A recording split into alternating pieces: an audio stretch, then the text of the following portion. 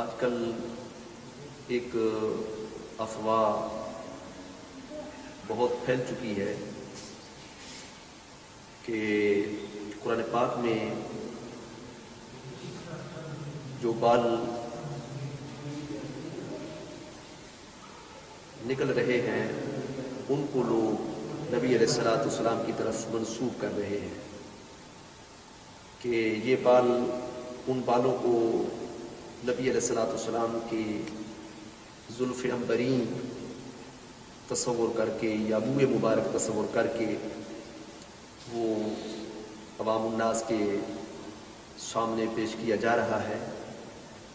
تو یاد رکھیں کہ اس طرح کوئی چیز نبی علیہ الصلوۃ والسلام کی طرف منسوب کرنا، غلط منسوب کرنا، یہ از روئے شریعت بہت بڑا جرم عظیم اور ظلم عظیم ہے۔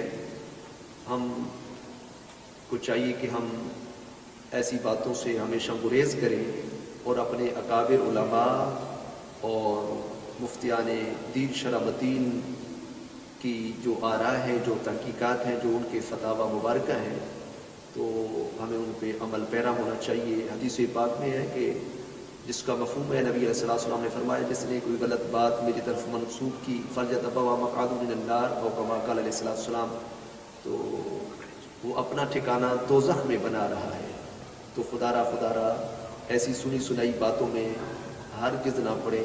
اور ایسی باتوں سے ہمیشہ گریز کریں۔ وما علینا